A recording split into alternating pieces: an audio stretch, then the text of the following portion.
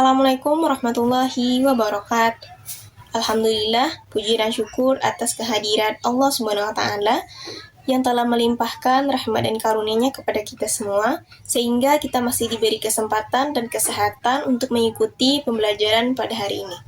Shalawat beriringan salam tak lupa pula kita ucapkan kepada Nabi Muhammad SAW. Halo semuanya, perkenalkan nama saya Amidatul Hasanah. Pada video kali ini saya akan membahas materi tafsir tarbawi, yaitu Quran Surat Ali Imran ayat 84 sampai 87. Semoga materi yang disampaikan dapat bermanfaat dan dapat menambah wawasan bagi kita semua. Selamat menonton!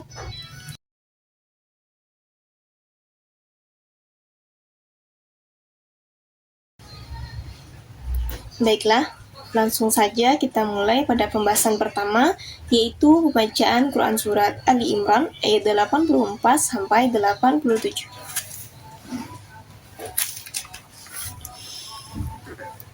A'udzu billahi minasy syaithanir rajim. Bismillahirrahmanirrahim. Qul amanna billahi wa ma unzila alaina wa ma unzila ala Ibrahim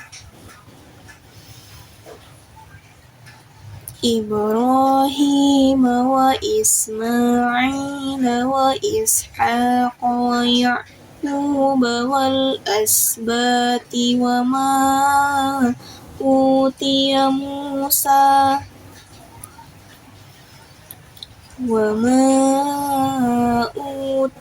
Musa wa Isa wan nabiyyuna min rabbihim la nufarriqu baina ahadin minhum wa nahnu lahu muslimun. Wa man yabtaghi ghayral islami dinan falan yuqbala minhu wa huwa fil akhirati minal khasirin. Kaifa yahdillahu qauman kafaru ba'da imanihim wa shahidu anna ar-rasul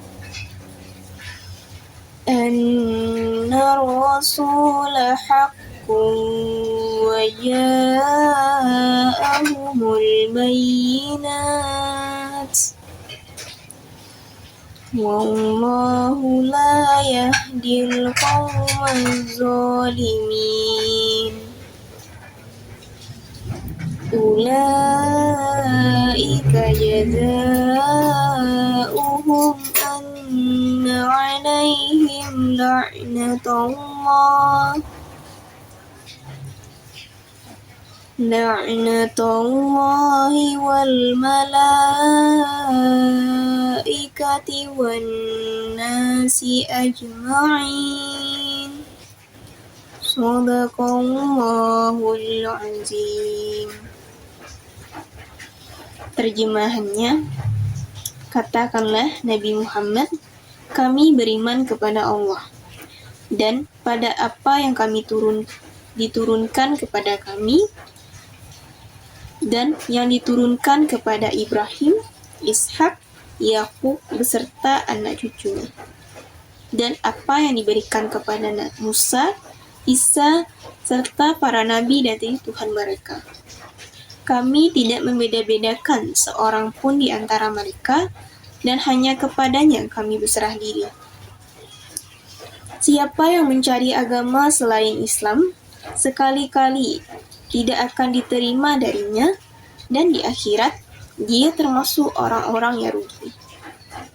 Bagaimana mungkin Allah akan memberikan petunjuk kepada suatu kaum yang kufur setelah mereka beriman dan mengakui bahwa Rasul Muhammad itu benar dan bukti yang jelas telah sampai kepada mereka. Allah tidak akan memberi petunjuk kepada kaum yang zalim. Mereka itu balasannya adalah ditimpa laknat Allah, para malaikat, dan manusia seluruhnya.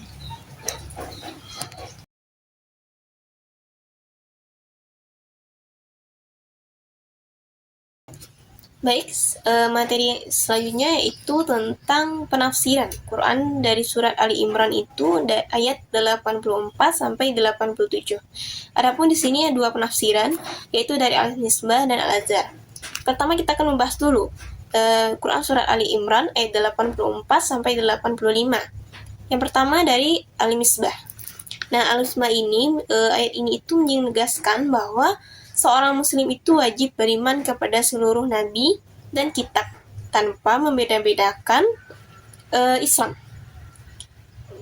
Islam itu dipahami sebagai sikap berserah diri kepada Allah dan memahami bahwa yang menjadi ajaran semua nabi itu karena agama yang diterima itu yang diterima oleh Allah hanyalah Islam, dan kepastian itu sangat dipastikan kepadanya.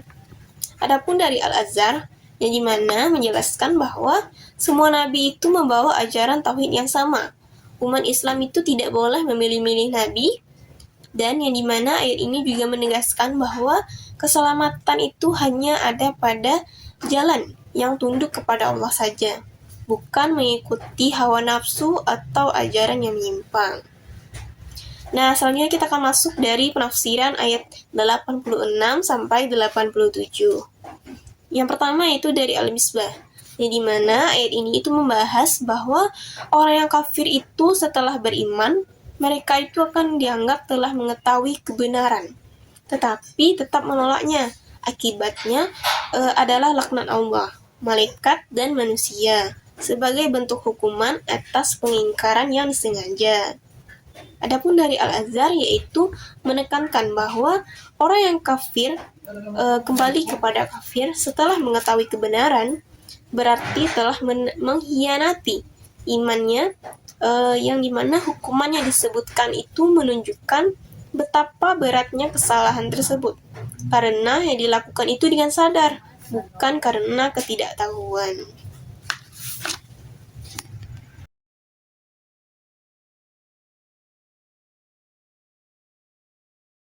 Nah, pembahasan yang berikutnya yaitu kita akan masuk ke asbabun nuzulnya. Asbabun nuzul ini ada 3 pembahasan. Yang pertama yaitu dari penegasan risalah tauhid, yang dimana ayat 84 sampai 85 itu turut sebagai penegasan bahwa Islam itu dibawa oleh Nabi Muhammad SAW adalah kelanjutan murni dari ajaran Nabi terdahulu seperti Ibrahim, Ishak, Ismail, Yakub, dan Isa. Allah Subhanahu wa Ta'ala itu menegaskan bahwa tidak ada pembedaan antara para nabi dan hal pokok tauhid. Yang kedua yaitu peristiwa murtadnya Al-Haris bin Suwaid, yang pernah berkaitan dengan seorang laki-laki dari kaum Ansar bernama Al-Haris bin Suwaid, yang dimana diriwayatkan oleh Ibnu Abbas radhiyallahu anhu. Al-Haris ini sempat memeluk Islam, namun kemudian murtad dan bergabung kembali dengan kaum musyrikin di Makkah. Dan yang ketiga yaitu konteks Alkitab. Sebagaimana Musafir berpendapat bahwa ayat 86 ini juga menunjukkan pada perilaku ahli kitab atau seperti Yahudi dan Nasrani.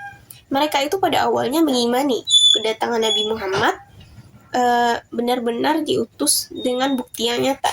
Mereka itu justru mengingkarinya karena rasa dengki atas sikap yang mendustakan kebenaran.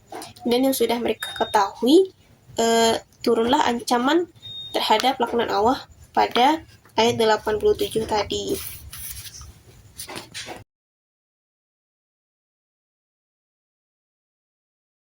Nah, selanjutnya kita akan masuk dari penafsiran tarbawi atau nilai pendidikannya. Nah, yang pertama yaitu membahas tentang menanamkan sikap terbuka dan inklusif.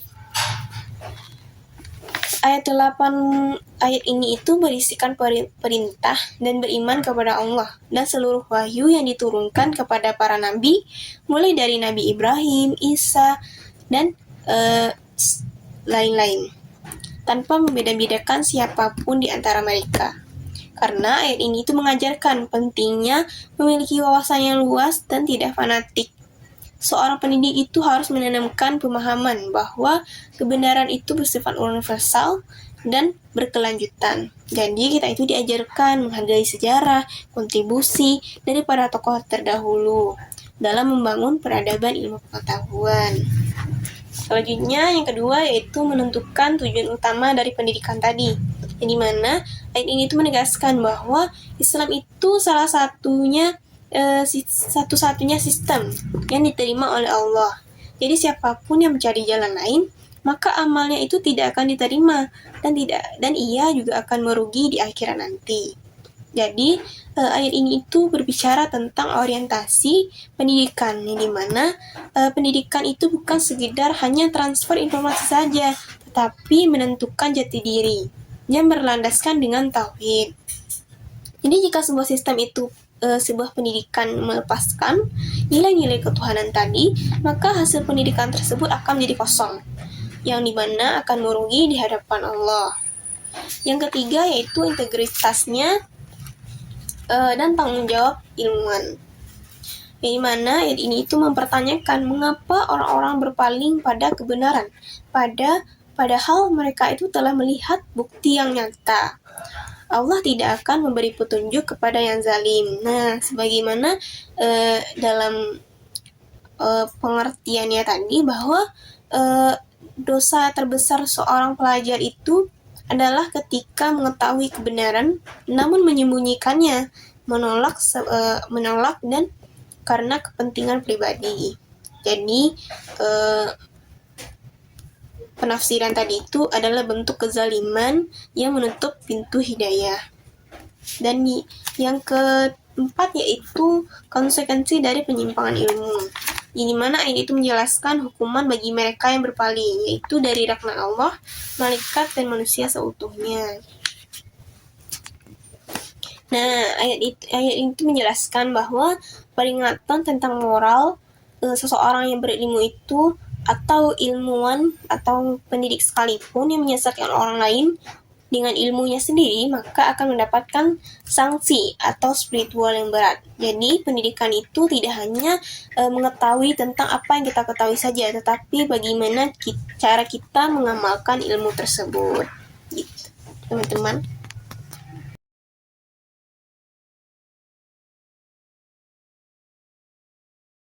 Kita simpulkan bahwasanya secara keseluruhan penafsiran dari Quran Surat Ali Imran sampai ayat dari 84 sampai 87 ini, yang dimana ayat ini itu menegaskan pentingnya keimanan yang menyeluruh kepada Allah, para nabi, dan kitab-kitabnya tanpa membeda-bedakan satu sama lain.